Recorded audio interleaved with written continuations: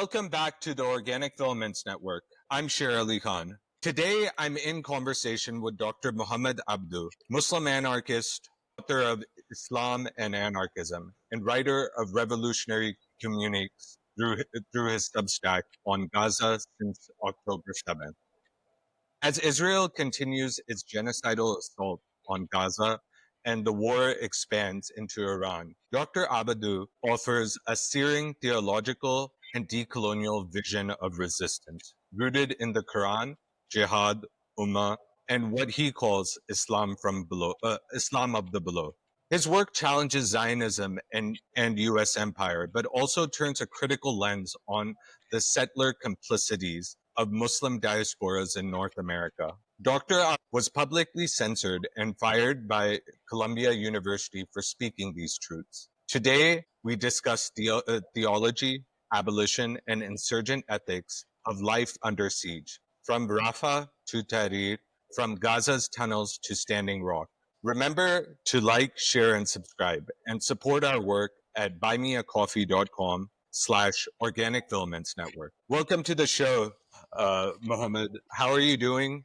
I hope your day's going well. Assalamu alaikum, Sher Ali. Jazakallah Wa khair. alaikum assalam. Alhamdulillah, I'm as well as one can be in these days and these hours, in this moment, as you noted, in which a multiplicity of genocides are simultaneously ongoing. I'm very much excited to be with you, and this is quite the time to be alive. Yeah. So I want to begin with what happened at Columbia. You were publicly condemned and effectively fired by President Minoche Shafik during a congressional hearing, if I'm correct. What did that moment signal not only about your own position, but about the broader crackdown on pro-Palestinian voices and the complicity of U.S. academic institutions? Like I said, it's an honor to be with you. I usually start anything that I say or do, Sher Ali, with Musa's dua in the Qur'an when they were about to meet Pharaoh. Allahumma shrah li sadri.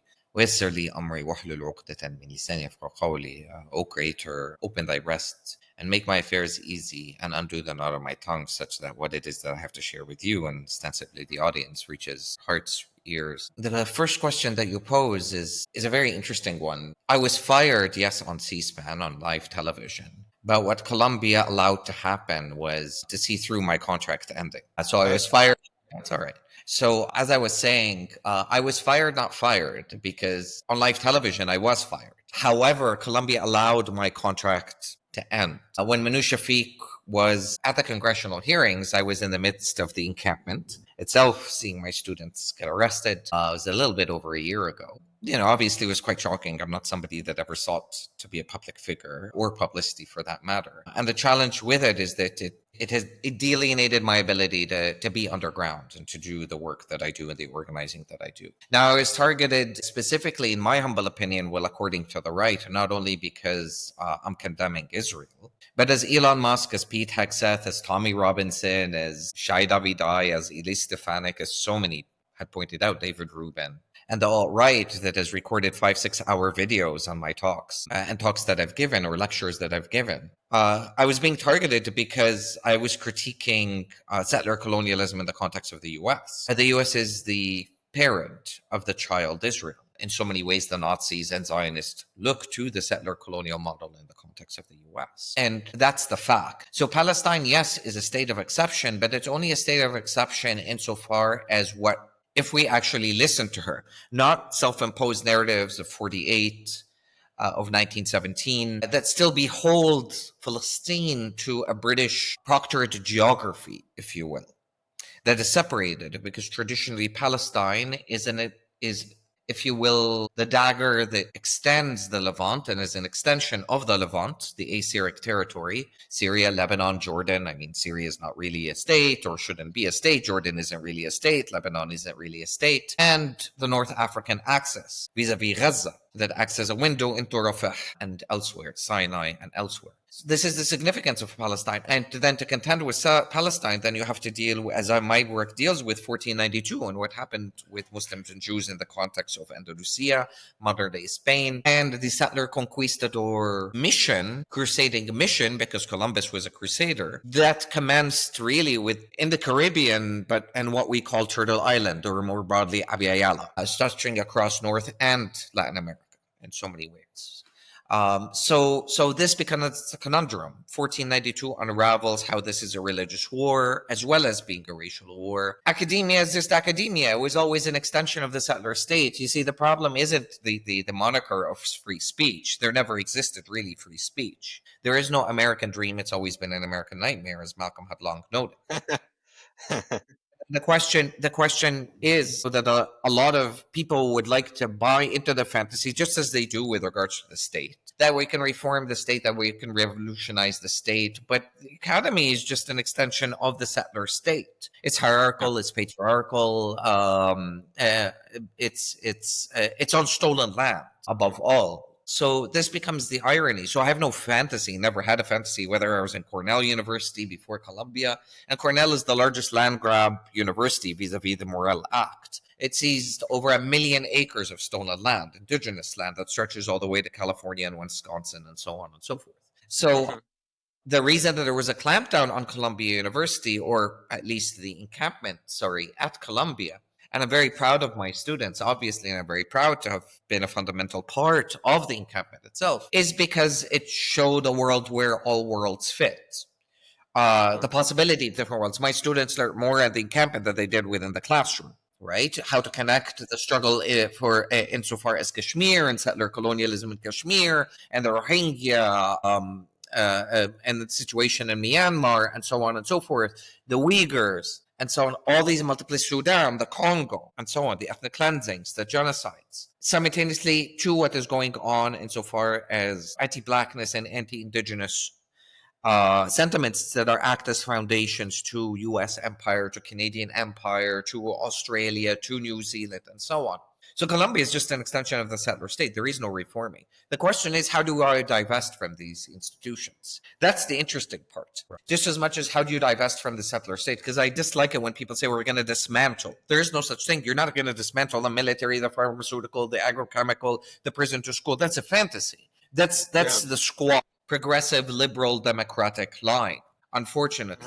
And we could sit down and talk about Mamdani's election within that context, etc. Oh, I believe in in a one-state solution. There is no one-state solution. So all these liberal progressive views. But yeah, that's the academy. And in relationship to my doxing and why my doxing was particularly vicious, amongst the gatekeeping too that is ongoing and that we spoke of on the part of the left. Because what I'm doing is holding a monster or holding a mirror to the big monster and saying, well, as diaspora, Arabs, Muslims, Palestinians, I'm sorry to say we're Zionists on stolen land. What are we doing and what are we saying with regards to that? How are we centering your indigenous people and the fact that we live on stolen land in our day-to-day lives? Over and beyond empty land acknowledgements of this and that, right? The tokenization of indigenous people ahead and front of mass mobilizations. And this is where we can get into Kwame Ture and the difference between mobilizations and organizing. Organizing means building alternatives, right? Like the Panthers did, like the Zapatistas did. But I'll stop there. Obviously, that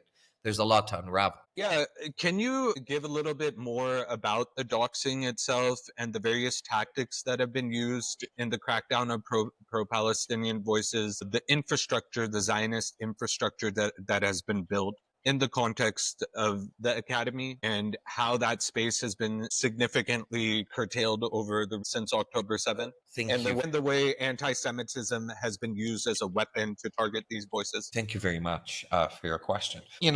Doxing has been going on for a significant number, for at least a few decades, if not before. We can look at, attempts with regards to Edward Said, who had to have bulletproof glass, basically installed, I believe, at Columbia, if not his home, because of death threats that he received. But then we have cases as my colleague and somebody who I very much look up to, like Joseph Ed or Stephen Shalaita. So the doxing has been going on for quite some time. Now, in this moment, there is a particular exceptionalization in the nature of the doxing, because we have to pay attention to the circumstances of October 7th, of which General Sinwar and the Mujahideen in Gaza have done. Number one, they did nothing. What they did is nothing short of a miracle. They incepted and they put the entire world on one foot. Yeah. And why? When we look at the reason why, we begin to see that General Sinwar, as well as commanders like the eminent Mohamed Abdou,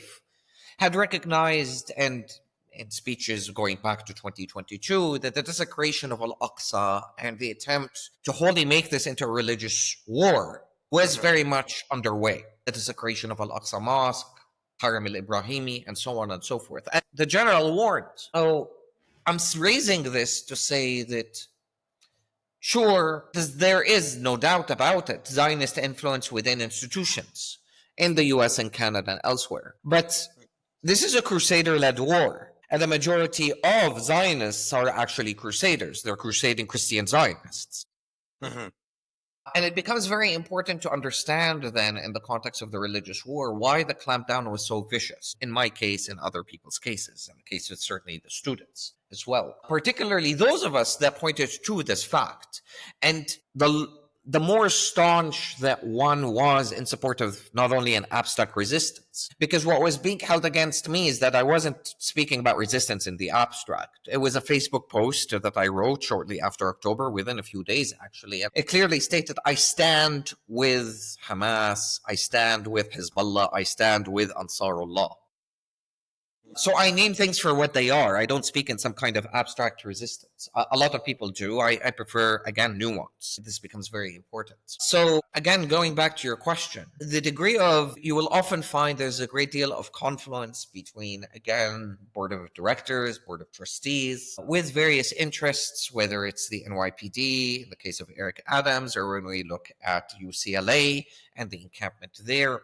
The confluence of power, and particularly those who have invested in the world of the above, or what the Zapatistas say, the world of the above, right? Versus the world of the below, the world of the encampments. So I think in so many different ways, again, that's the crux of the equation, and why the events of October and the aftermath of them and the ongoing results of them have led to the situation that we're at, be it on campuses or otherwise. And the attempts of students that continue on up until this moment. Now, sadly, of course, tactics and strategies have to evolve because we have to build upon the encampments, and that is a project that has yet to take place when we talk about the gentrification of Harlem, for instance, and many other contexts as well at the same time. So, yeah. Yeah.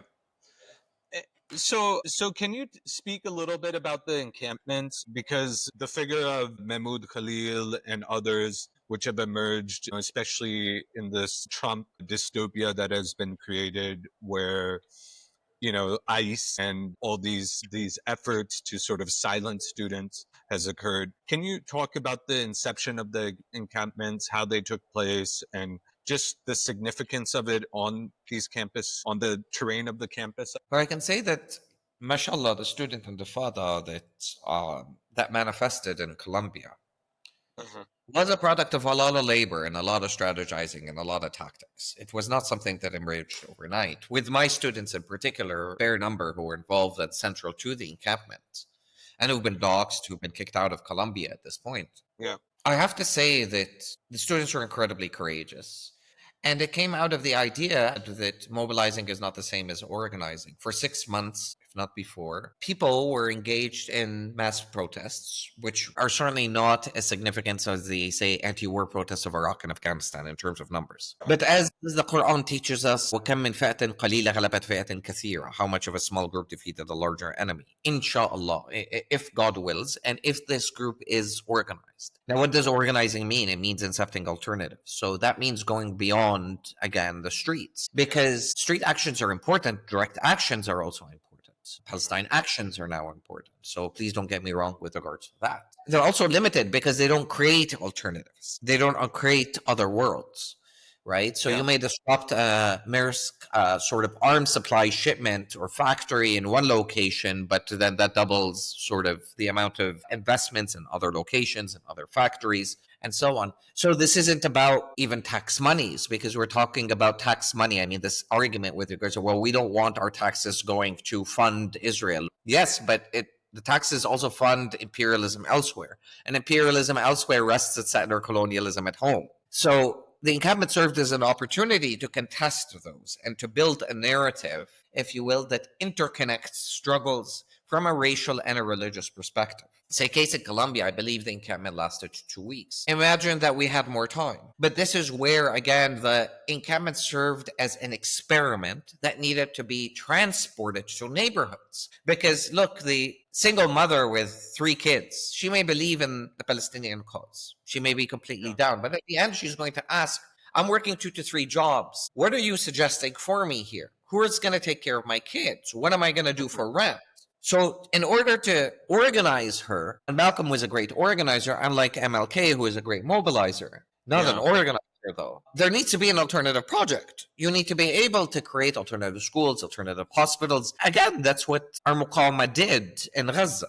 That's what the Zapatistas did, what the Panthers did in the so-called quote-unquote survival programs, the free breakfast programs, the alternative schools, educations. So the students remind us, because they're youth, of a way of, like I always say, if colonialism stole anything, it's our ability as people of color to dream dangerously beyond identitarian politics, because liberal identity politics are also limited. You know, what's BIPOC, right? Because that assumes that there are no indigenous people that are black, that it assumes that there are no black people that are indigenous in the context of Egypt, say with the Siwa people, with the case of the Nubians, and so on and so forth, right? And to break out of the molds of identitarian politics, you have black people of color, and so on and so forth. So, and to contest narratives as, you know, and so far as anti-blackness within, you know, SWANA, Southwest Asian, North African communities that animate a great deal. I mean, look at the degree of internalized colonialism and resentment when we bleach our skin white, skin bleaching creams in the context of India, for instance, right? So, and to really think, right, like on a global level, on a micro level, right? To think globally as the Zapatistas, my elder sort of Gustavo Esteban, and to act locally, right? How do we connect Kashmir and the autonomy of Kashmir beyond both Pakistani hegemony, beyond Indian hegemony, and so on and so forth? All these dynamics, how do we break through out of nation state discourses? Because the state is not this abstract entity that exists over and above us. We already govern ourselves and one another vis-a-vis the set of capillary relations that we reproduce and asymmetries of power that we internalize from the state that acts as our father every single day. We reproduce prejudices, fascisms every single day. So Trump merely represents, because look, the encampments happened during Genocide Joe's time. But Trump represents a masks off moment, right, for imperial settler colonial crusading empire. And I think people have yet to come to terms, because we're not talking about a heightened level of fascism. Fascism was always already here since 1492, again, since Columbus's project. And Columbus wanted to gather riches simply to engage in the reconquest of Jerusalem, of Al-Quds. So he just, instead of India, which he headed towards, he ended up landing on the shores of the Caribbean, and we can talk a lot more about that. Trump represents the full-on masks-off moment that was anteceded by Biden. ICE was always a problem. Look at how Democrats, including Uncle Tom Obama, ICE, during his reign, engaged in Gestapo night raids. Over 1 million migrants, immigrants, were deported during his time. So, yeah, if we're really honest and legitimate, right, that is what the encampments were confronting. Dearth of history, that breadth of history, that detail of history. And people are still refusing to wake up. This becomes the reality that we're contending with, and the need to build alternatives. So the encampments were a microcosm of that. But how do you take that beyond the Ivy League academy and to begin to construct? Why aren't students divested completely from the academy instead of sensibly? And I understand, of course, the courage chaining themselves to Columbia, because at the same time, it seems like this abusive relationship that one is entangled within and is unable to think beyond. So, of course, I say the valiancy, but then situating the fact that we're on stolen land becomes very critical. In the U.S. context, you know, the original sin of 1492 is constantly erased. The U.S. history usually begins with 1619. the afterlife to slavery projects and slavery in the Middle Passage. And of course, that's important to address. But what's always camouflaged is 1492 and the fact that we are benefiting and living off of stolen land. So that's constantly decentered. Right? I may not be a Zionist that's holding a gun, but I'm certainly, again, reaping the fruits. So this, again, goes beyond taxes. It goes beyond Colombia. It has to deal with trying to envision a different way of life with indigenous people at the center, because they're not an add-on analysis, right? They need to be centered in our lives, in our analyses. And how do we then build? How do we have professors divest from institutions? How do students divest? What kind of alternatives can we create virtually on the ground according to the models that our ancestors had incepted? No, thank you for that overview. And I love how you're able to connect it to broader history, historical context. I want to begin with a question about yourself. As a Muslim anarchist and interdisciplinary activist, researcher, scholar, how did this position emerge intellectually, spiritually, and politically in your mind? Thank you for that. There are many ways that I can answer your question. I guess I can begin it by talking, I could sit down and talk about my upbringing, studies of the Quran, reading Fanon at 14, Malcolm, autobiography, Black Skin, White Masks, Nazar Qabbani, Fatwa Tuqqan, Palestinian thinkers, Ghassan Kanafani, and thinking about, and going to mosques and praying and, the khatib or the person giving the sermon saying, oh, Ya Allah, save Palestine. Oh, Ya Allah, save Kashmir. Oh, Ya Allah, save Afghanistan. And reflecting on my position in the world, having to leave Egypt at 16 because I wrote an article against the Mubarak regime, amongst the reasons that I had to leave Egypt, or even becoming a settler on stolen land in the context of Canada that acknowledges what happened to indigenous people as quote unquote a cultural genocide, which is a whitewashed way of not dealing with the fact that it's an actual ongoing genocide there. Yeah. And living away for 45 minutes from the Mohawk Reserve. I actually started off as an engineer. I studied engineering, but my love and my passion Interesting. was for always interdisciplinary works: Islamic studies, sociology, queer studies, indigenous studies, Black studies. So that was sort of the trajectory. And my involvement in Palestinian organizing shortly after I arrived on Turtle Island. But then Seattle, 1999, the anti-globalization movements happened. And the confluence of all this spurred further my organizing, I guess. My disillusionment with Muslims and Muslim diasporas, and my involvement in a lot of anarchistic circles. I mean, the irony about being an anarchist or an anarchist Muslim is, what do these labels even mean if I believe Islam is inherently anarchistic? But one deploys these labels as a means of disrupting stereotypical manifestations of who and what is an anarchist versus who and what is a Muslim. Right. And then later Tahrir, and in between that, organizing with Mohawks on Turtle Island, standoffs there in the context of specifically Tantanega, which is the reserve that I lived 45 minutes away from, being a part of, workers' cooperatives that I was a part of, social centers that I was a part of, helped found. All these, like I said, the creation of alternatives. I try not to preach that which I don't inherently practice per se. Can you expand a bit on this point? Because I think it's very crucial. You've cited rage and the betrayal of these sort of decolonial horizons, right? Whether it was Arab Spring or BLM.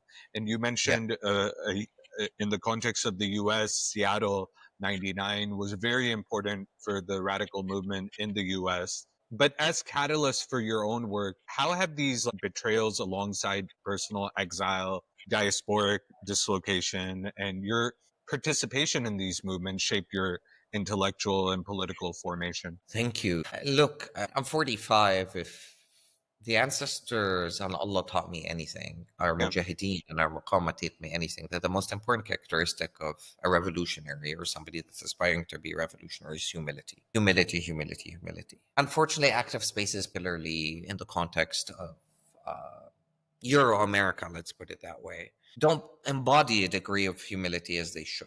Whether we look at the anti-war protests of Iraq and Afghanistan, whether we look at Seattle, and so many different other instances. I mean, you have Occupy All Street, and what is Occupy when you're already occupying stolen land, and hence decolonize Oakland, and so on and so forth. All these experiments, right? The Black Spring. A lot of what ends up happening because the lack of a story, this is, forgive me, I'm going to return back to 1492. What connects Black, Indigenous people of color struggles in religious and racial ways?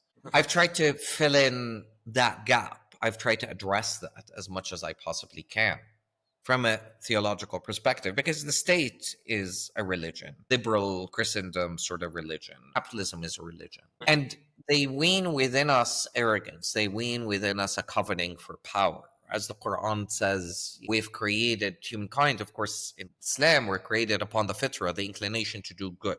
Unlike the Christian doctrine of we're created in the context of original sin, but Allah also says in the Qur'an that we created humanity weak, we created them frail, and they're in constant need of reminders. And unfortunately, because of the internalized stereotypes that we have of one another as a species, as a consequence of imperialism, colonialism, of the nation state, of capitalism, there isn't that element of humility in our getting to know one another. And in a social media age, people are engaged in reactionary politics. You're 140 characters on Twitter. You're a meme. You're a bio. People don't engage what people have to say on Twitter as much as they react. And they tend to follow people who, they don't even read those who they follow, I think, in so many different ways, right? Or not in any in-depth way, let's put it that way. Right? You follow a person and what they say on Twitter seems to be appealing on some level, but there is no ethics of disagreement. There is no politics of hospitality limitations. People covet fame. They covet clout. They covet power. They covet being known. Who doesn't want their turn at the mic to go viral? And unfortunately, this is the sad reality of the day and age that we live in. And Allah subhanahu and the Prophet ﷺ described this as one of the signs of end times, which is, the real scholars will be abandoned, and the majority of people that people will follow will be people of clout. They would, they'll post reels on, this is the relationship between indigenous people and Palestine, sort of thing, but they won't exercise that in their day-to-day lives. They won't have a thorough analysis of that. Oh, this is how you connect the Black and Palestinian struggles, but in a very abstract, loose ways. Yeah. Not in a way that is actually grounded in actual social movement organizing experience. Again, not mobilizing, but organizing experience. Because for me, organizing means you've gotten your hands dirty. You've went through the struggle of what happens in egos. You've lived Tahrir. You've seen people die. You've seen why Tahrir failed. The reason Tahrir failed is because there wasn't an alternative project, a spiritual revolutionary project. Who were the powers in Tahrir? It was the military, and it was the Muslim Brotherhood. The Muslim Brotherhood made the biggest mistake of its life, but it has always argued, or had become, because there are many evolutions of the Muslim Brotherhood, it had become an Islam of the above. It sought power. It was okay with neoliberal capital. Meanwhile, the secular lefties, they also wanted and coveted power. They just weren't organized enough for it. And they cheered on the slaughter of the Muslim Brotherhood in the two encampments on the Rabaa al-Nahda. Why? Because they wanted a secular state, a so-called democratic state. They were still caught in the narrative pan-Arabism, but they didn't question the limits and limitations of pan-Arabism, let alone Bandung and Third Worldism, because that era didn't deal with the question of religion and spirituality and didn't understand the value of it in building an alternative world. Of course, we saw attempts with Nasser combining, Syria and Egypt, at a certain point possibly Iraq between 56 and 58, etc. But again, that didn't really reach far, because you're trying to use the master's tool to dismantle the master's house. You're still relying on the state. You're not acknowledging that the state is an instrument of colonialism just as much as capitalism, that though they may share short-term animosities, their long-term strategic interests are the same. This is what's so funny and hilarious 2 weeks ago when Trump and Elon Musk were going at one another. It was just like, oh, there's a rift. We're so happy. It's just like, no, this is a short-term rift. And within a few days, Elon Musk was back on his knees begging for Trump's graces. So, and the same logic applies when Israel and America, they're going to split away from one another. It's just like, no. America's leading this crusading war. So again, to go back to this point, that the lack of a geopolitical analysis, if I learned something from my ancestors, from our elders who are still alive, like Ashanti Alston, who was a member of the Black Liberation Army and the Panthers, and he became an anarchist in prison, 10 years in solitary confinement, it is this humility and the ability to, as Malcolm said, my alma mater are books, so to read. But the irony is the fact that people don't engage with grassroots organizing, actual organizing, let alone with interdisciplinary intellectualism or thinking. I was about to say something in relation to that. I think that's a very important point you're bringing up, because in this age, like postmodern sort of age, where even in terms of organizing, right, a lot of our organizing has become about consumption capital. We're using online platforms to protest or, articulate our angst, which in turn, on one level is helping corporations, surveillance, all these other factors. I wonder what your thoughts are on that sort of form of praxis that has emerged in the current times we're in, Well, to articulate ourselves. thank you. That's an important question. Look, the irony going on 2 years of a genocide is, and I was saying it from the beginning, that isn't it ironic the fact that people are reeling, they're death scrolling, doom scrolling, a Yeah. genocide made on phones and mediums of copper and cobalt from another genocide in the Congo. And the limitations of that, because everybody's frantic. And again, there is no real actual organization on the ground. There's always Yeah. infighting. There's ideological pandering. The Marxists hate the anarchists and they hate Muslims, and you can't be spiritual and religious. And, you know, Yeah. everything that happens on the ground mimics itself online and vice versa. It all feeds into these eternal rifts.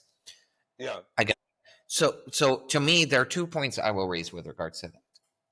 Is the deification of online culture is a mimicry, or is a mirror to, if you will, the absence of spirituality in our lives, and that we take these mediums as venues for godliness, for deification, for vanguardism. Even where is Malcolm's project? Where is the continuation of, for instance? I mean, it's very ironic that MLK and Malcolm are fetishized, right? But nobody wants to deal with the spiritual component of their struggles, and I think that No, is that's something a that. very, very important Where's the Quran point of the you made. oppressed? What would Malcolm say about Arab supremacy, about anti-blackness within, again, Southwest Asian? What would he say given his friendship with a queer black man by the name of James Baldwin? What kind of Islam would Yeah. he manifest, given that, again, the question of Turtle Island, of indigenous sovereignty, of black self-determination? What would he be saying with regards to Palestine at this moment, what needs doing? The failure of international law, yet people are still clinging on to international law and human rights as discourses, right? So this is, and the refusal and the condemnation of resistance and the condemnation of violence. Isn't it Gandhi who is anti-black and racist and misogynist and sexist? Isn't he even the one that said, if there's violence in our hearts, then it's better to be violent than don the cloak of nonviolence to cover for impotence? So all these dimensions. But there's another point too with regards to that. And again, just to connect things. So people go out on the streets and you have leftists that are anti-spiritual saying free Palestine, and besides them are anti-Zionist Jews and they're yelling free Palestine, and beside them are queer siblings and they're yelling free Palestine, right? And then beside them are also queer Muslims or whatever it is that are ostracized from their queer siblings because you can't be queer or Muslim and feminist or blah blah blah blah. Okay. All right. What links all these struggles together? Nobody can. If you ask each of these groups, what does a free Palestine mean to you? You'll get different answers. The same thing in Tahrir. What does freedom, bread, and social justice mean?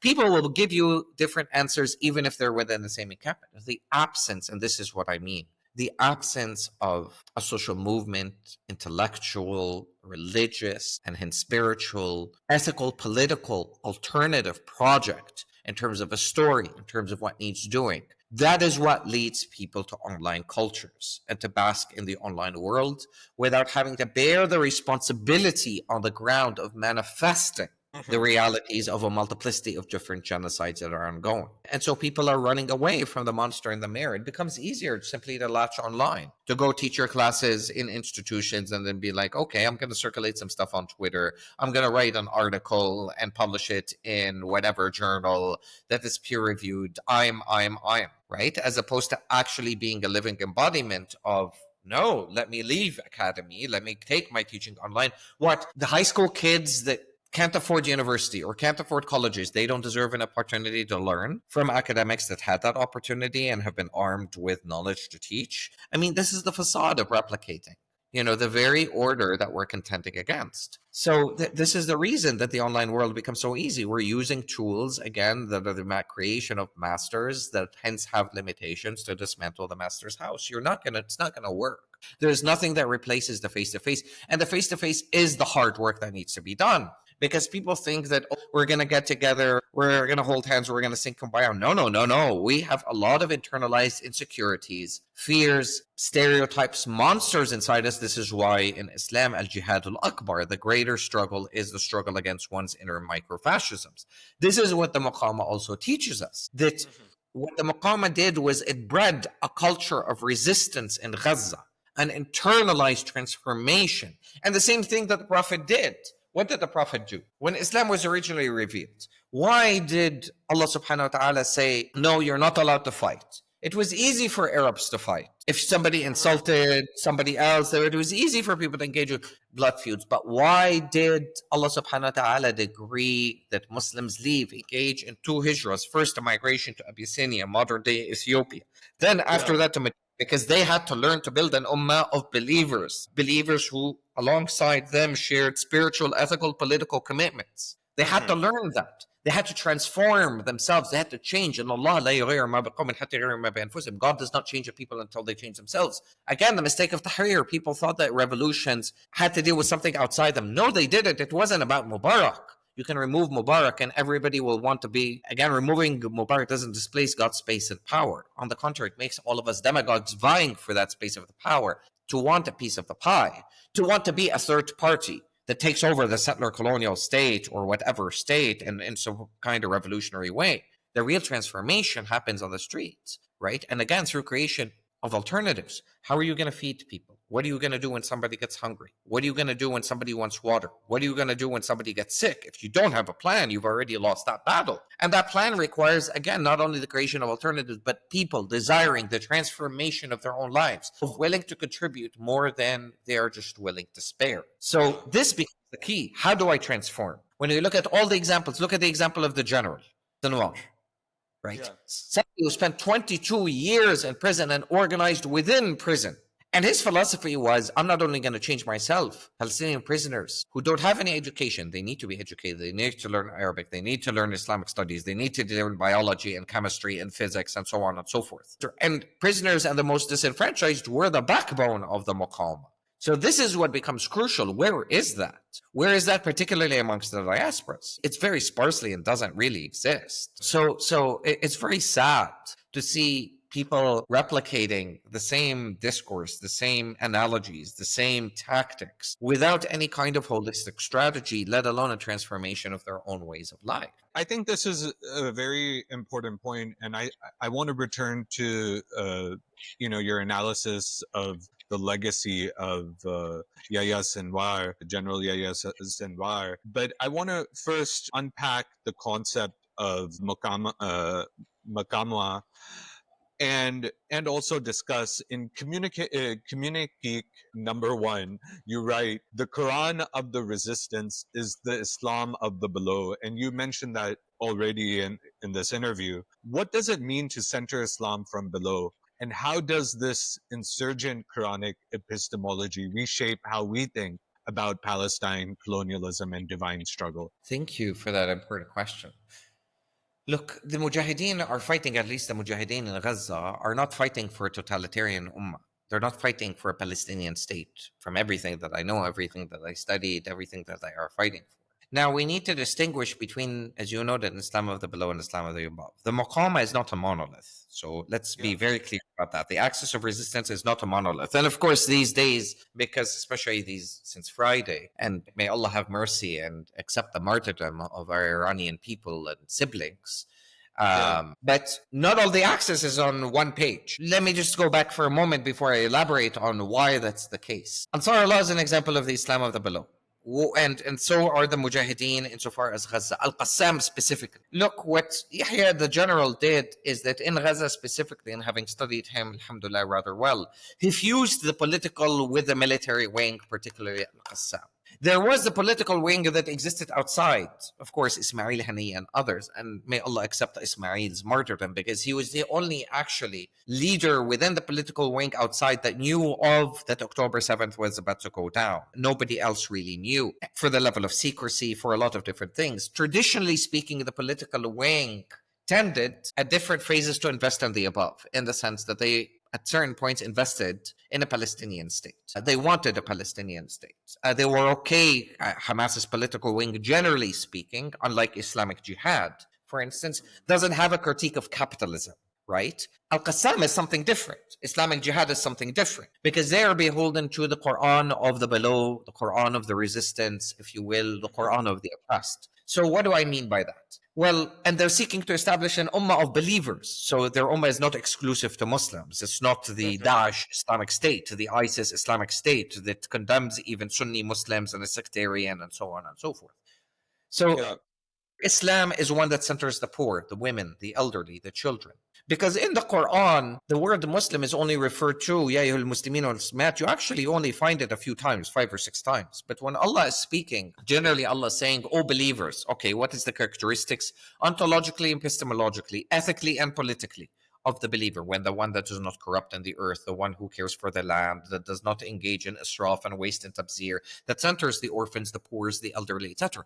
Well, that then is the believer. So this, you can find there are a lot of Muslims that are actually non-Muslims or non-believers because they are Zionists or whatever it is. And you find a lot of non-Muslims are believers but they embody Muslim characteristics, Muslim practices, etc. So this is where the Muqawma is fighting for a world where all worlds fit, an ummah where all worlds fit. They're connected to the land. Look at the subterranean tunnels that they built. They're in touch with the earth. When Commander Daif says in one of his speeches that, "Look at me, I'm as this tree that is planted whose roots are deep into the soil, that I shall leave behind 1,000 sporadic seeds upon 1,000 that will then germinate and blossom into all kinds of Jaffa oranges and olive trees."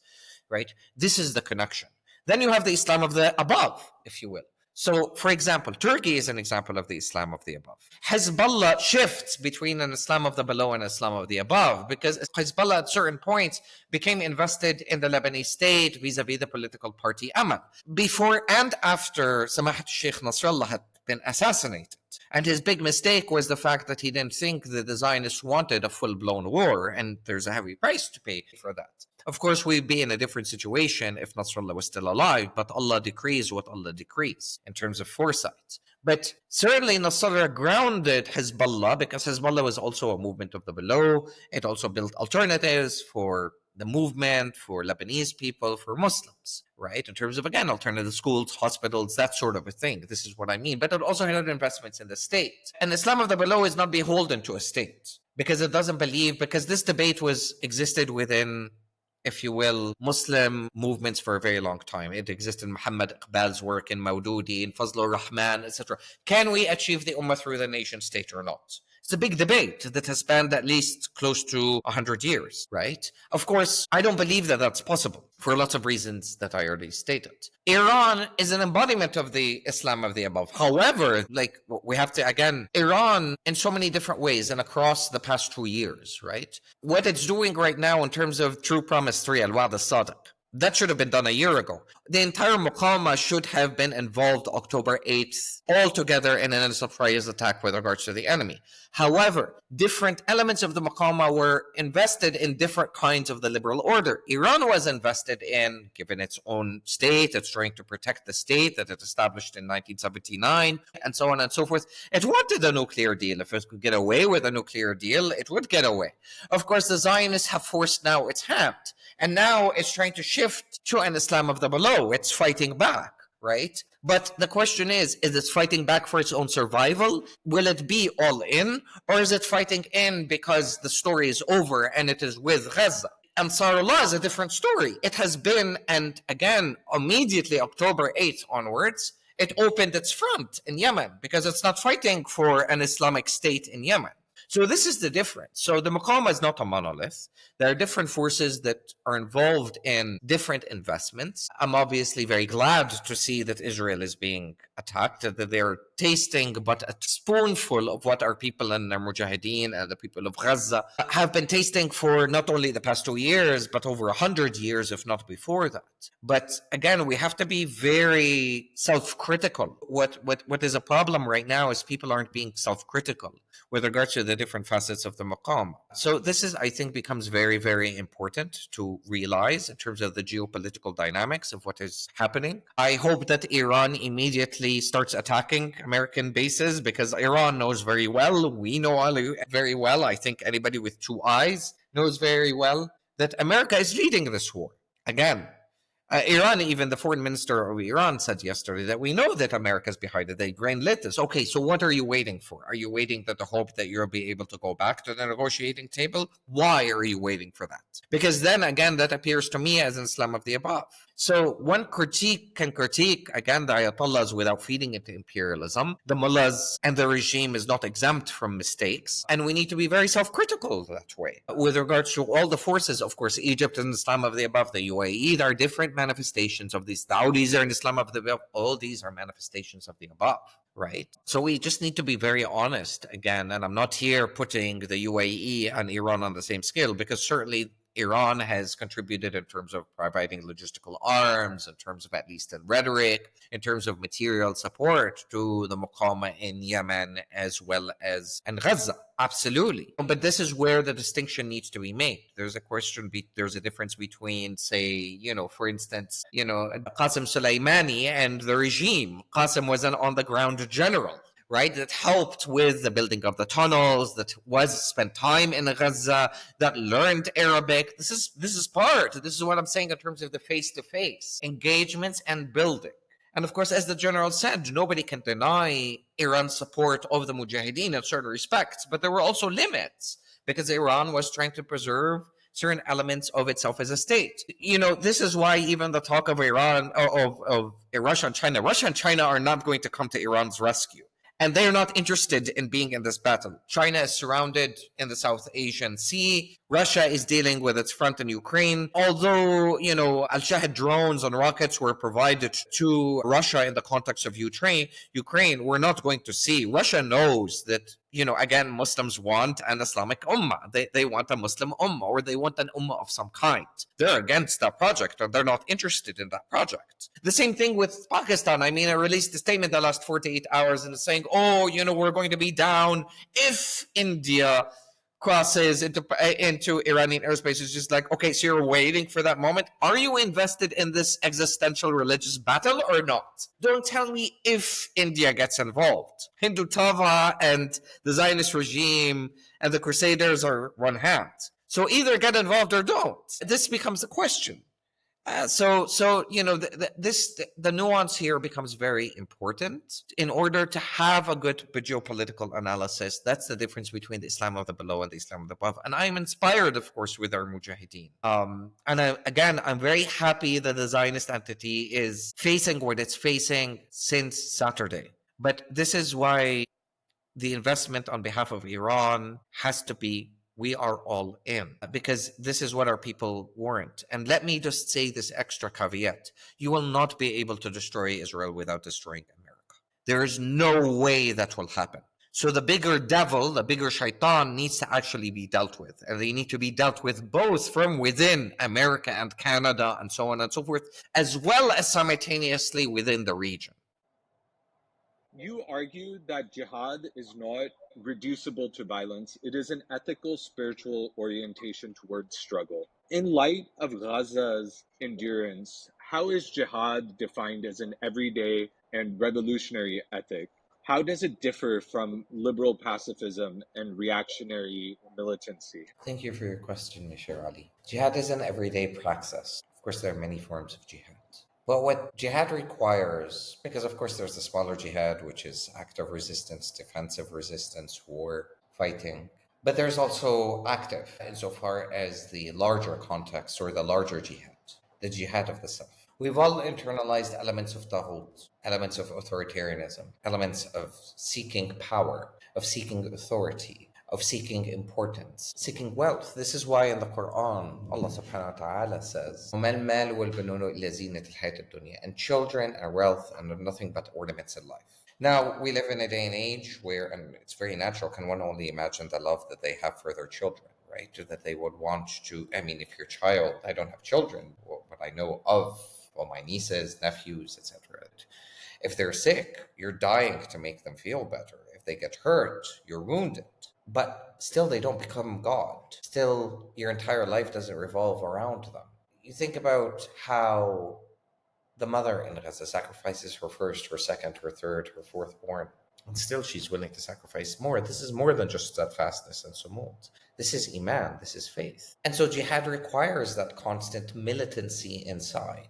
How can I be better? How can I physically, emotionally, mentally, spiritually evolve? Grow, because the horizon is endless, and the horizon, or the example that we have before us, is certainly the Prophet, peace be upon him, but then other examples, like whether it's General Sinwar, whether it's like Commander Adif. Commander Adif would give half his salary to women with cancer. He would make toys for young children. He would celebrate all his children's birthday on the same day because he was constantly invested in the struggle. Commander Adif not only sacrificed half his salary, but I mean, it was just a full embodiment of his immersion. He still kept up with his kids insofar as the memorization of the Qur'an, in terms of school, and so many different other facets. And this is what one aspires to. These folks are verses to us. And again, jihad is not only the militants that are doing the fight, because the martyr in Islam, or the person that is engaged in jihad, is the person that helps the mujahideen dig the trenches, is the one that helps to care for the dead of the martyrs' families, is the one that cares for their neighbors. These are all different manifestations of jihad.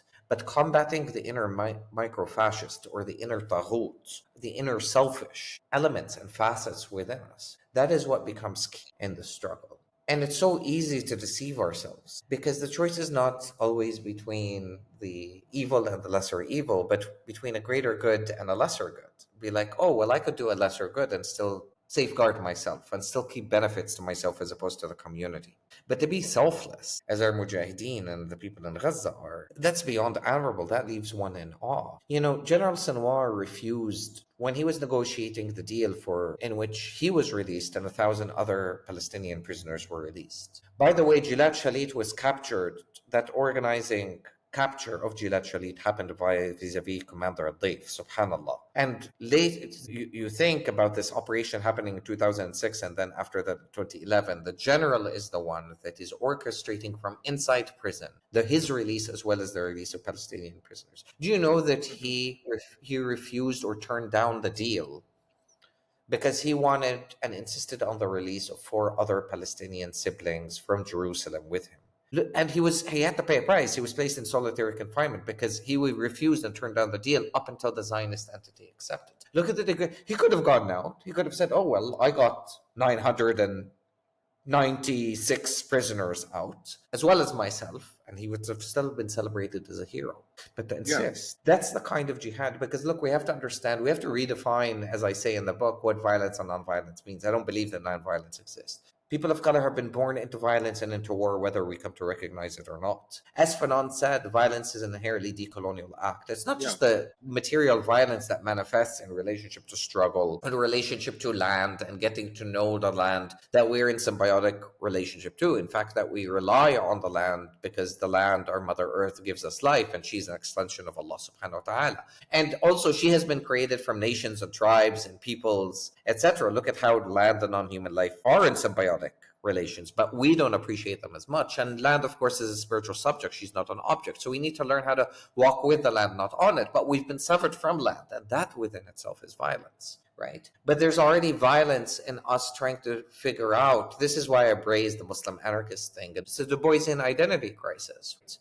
We're caught between multiplicity of different worlds. Am I black or am I American? Am I this or am I that? Meanwhile, we're a set of conjunctive ants. And it's very ironic, that, again, why would I have to identify as Muslim anarchist or anarchist Muslim if Islam is inherently anarchistic? I think, So I was just going to add. Of trying to untangle these bifurcations that exist, these disjunctive ors, these false binaries that exist within us. Yeah.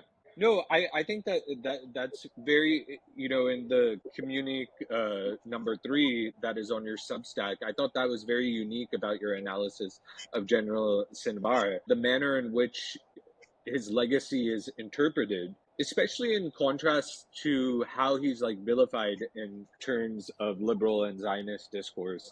Can you elaborate about those differences in how he's portrayed in this broader sense, and then how his legacy is interpreted, in work? Well, thank you very much. I'm honored to be living, to have lived in the age of the general, because again, these are all Qur'anic miracles versus sort of like wanting to live in the age of Malcolm and studying him from afar, as opposed to a general that whose age again coincided with. Look, the liberal progressive, even some Palestinian diaspora, because we have to be honest with that, because the narrative is also emerging and it's a way to create part of the psychological war that what was the point of all this, right? I mean, the general, he destroyed Gaza.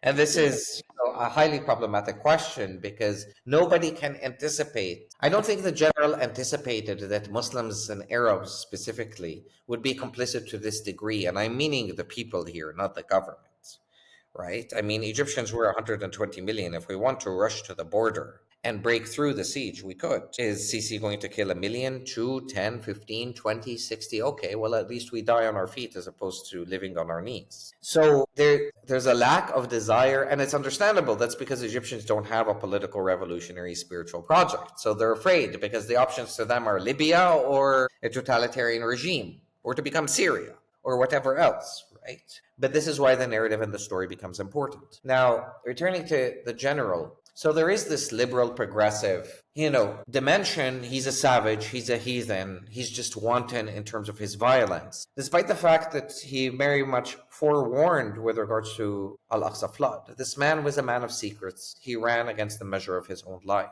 He valued time because he knew his moment was imminent. He died on the front lines when Zionists, crusaders, liberals, progressives were claiming that he was in the tunnels. Look at the degree of valiancy up until the last moment, and he was merely assassinated by complete accident, right? And still till the last moment, he was throwing a stick at a drone, at a quadcopter drone, right, that was filming. And of course, the Zionists thought that by releasing that footage, of course, that they would detract away from his legacy, but they only amplified it. How many statues, how many poems, how many children now grow up to emulate and to strive to be as him? He was a man of faith, a man of resilience, a man of honor. He kept his words. And he lived and died for his people. Every moment of his life was precious that way. He wasn't a man to waste time. Like I say in the Substack, if you were in a meeting with him and the time was done, the time was done. He wasn't going to eat or allow the eating from somebody else's plate. But he was a man with a strategy, a man with a vision. And as the architect of the Al-Aqsa flood, that deserves a great deal of reverence, right? Leftists, they like to talk a lot. They don't want to learn from a general who kept secrets. Or, I'm going to do this, I'm going to do that. But look at a man who actually followed through and did. So there are many lessons to be derived, right? And again, I think a lot of people in the diaspora, again, Arabs, Muslims, Palestinians, or even within the region, they're saying, oh, well, look at what the Muqawma, what has Gaza reaped? Look at the degree of genocide, look at the degree of wanton destruction, etc. Look at the fact that the Zionists or Crusaders are going to get Gaza killed and so on. Again, there are several things that can be said with regards to that. Number one, that's part of their internalized Islamophobia, that they don't want to deal or that they're tired of the genocide. And it's understandable, but they don't want to go beyond where they are at insofar as dealing with the big monster in the mirror, the big devil in the mirror. The second thing is, like I said, the general anticipated that Arabs and Muslims would be moved to actually do something, to actually act, or that international law or a Reagan moment would kick in when Reagan essentially would kick, right? But again, in war, you can't anticipate everything. And that is not his fault, nor the Mujahideen's fault. That is the fault of all us. We're the ones that are failing Gaza, not the other way around.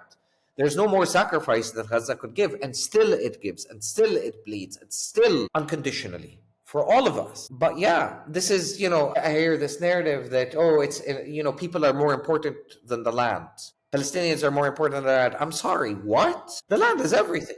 That's why we've been dying. That's why Palestinians have been dying for close to 100 years. The land is everything. You can't replace the land.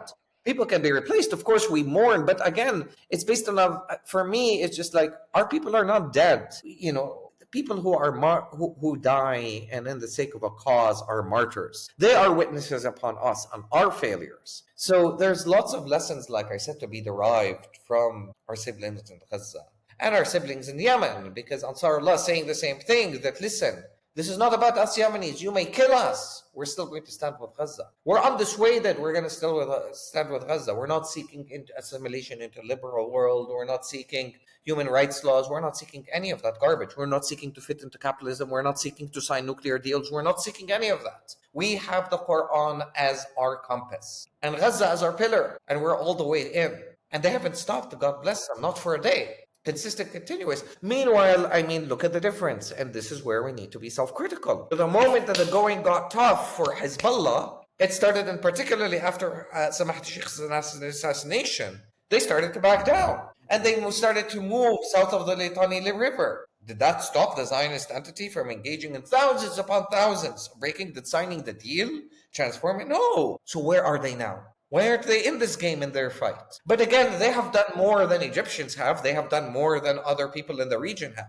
I'm just trying to be self-critical in a well-rounded way, or in a full-rounded way. We need to be able to see the forest and the trees. So we can't just sit down and say, oh, the Muqama, or this or that. We need to be very straight and narrow in terms of what do we mean by jihad? Why aren't we pushing our own emblem? What am I doing for Gaza today? That's my question. And if I'm on Turtle Island, well, whether I'm on Turtle Island or not, I'm still a settler on stolen land, even when I'm here in Egypt. What am I doing for indigenous people there? Being the fact of Egypt doesn't take away from my responsibilities towards Turtle Island. It only amplifies it. So this becomes the constant question, and understanding where we are locally within a geopolitical landscape. And I think another thing that you highlighted upon is that liberal frameworks have cast October 7th as unthinkable. But you critique liberal moral grammar itself. What does this grammar obscure in your mind? And how does the decolonial Islamic framework offer an alternative, in a sense, as highlighted in your book? Well, as Orwell said, first they steal the words, then they steal the meanings, and liberals are brilliant of that, right? Euphemisms, casualties of war in reference to civilians murdered, right? External renditions for torture, Abu Ghraib, Gitmo, and so on. Again, Islamophobia stretches back to 1492. Before, we are still living the ongoing ramifications of the Crusades by other names, by other means called liberalism. Enlightenment is the most dangerous project, and it is the bosom of white supremacy that way, because it espoused ideals of freedom, individual freedom, democracy, and so on and so forth, that camouflaged their crusading Christian impulses and origins. So I'm not afraid of the white supremacist, the KKK, who comes and calls me a sand negro. I'm actually afraid of the liberal who comes and say, I don't see color. I want multiculturalism. I value eating South Asian food as long as it's not too spicy, etc., etc., etc. It's just like, well, my people weren't slaves. It's just like, those are the most dangerous people. And by the way, we've all internalized liberalism. Muslims have internalized liberalism, Black people, indigenous people. When you subscribe to the above, right? Politics, again, is not a spectrum insofar as right and left, because it's actually a circle. Liberalism infiltrates even right-wing politics in terms of their fetish of capitalism and so on and so forth. So it just affects things in terms of libertarianism in different ways, in terms of not wanting the big governments, that sort of a thing, right? And more individual and self-autonomy. But nonetheless, the crux of capitalism, of our daily existence, is based on Victorian notions of gender and sexuality, Protestant notions of property, individual property, etc., right? So in God we trust, on the dollar bill, that's liberalism. Manifest destiny, doctrines of discovery, that's liberalism. That is part of the liberal project, right? The liberal project is the one that constructed of, as Sylvia Wynter, as a lot of scholars, as I, as others, have written, the Black people as non-human. They are racially inferior and they are religiously inferior. And the same thing with regards to indigenous people, right? The projection, again, of that 1492 project onto Turtle Island. So liberalism is more insidious that way. That means that we have to be very attentive to language. This is why I even distinguish between anti-colonial resistance and decolonization.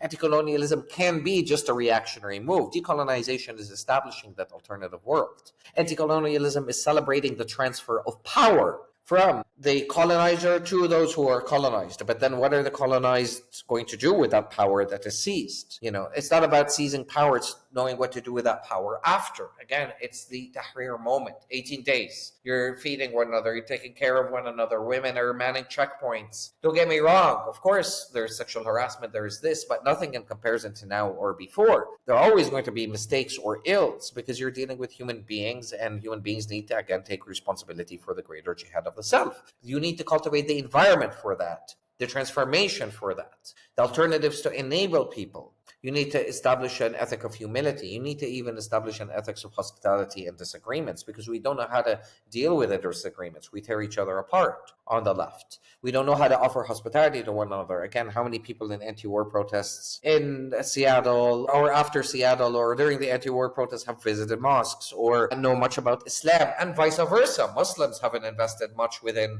leftist spectrums and what the left could teach them of social justice commitments that exist within Islam. So all these different dimensions, Sher Ali, become very important and are part of the facet and the element of humility in so many different ways. So yeah, that's the danger of liberalism and progressivism and the seizure of words and their meanings. Thank you. That was part one of our conversation with Dr. Mohamed Abdou. We discussed the repression he faced at Columbia, the encampments as insurgent spaces, the concept of jihad beyond liberal moralism, and Gaza's resistance as an ethic of life. From critiques of settler complicity to revolutionary humility, the conversation challenges us to move beyond performance and towards transformation. We weren't able to include the video of Dr. Abdou in this interview due to issues with the internet, but we thank him deeply for his time, trust, and Revolutionary Party. In part two, we discuss taghūt, martyrdom, political spirituality, and building abolitionist worlds from Gaza's tunnels to Turtle Island with Dr. Mohamed Abdou. Like, share, and subscribe. Support our work at buymeacoffee.com/organic filaments network.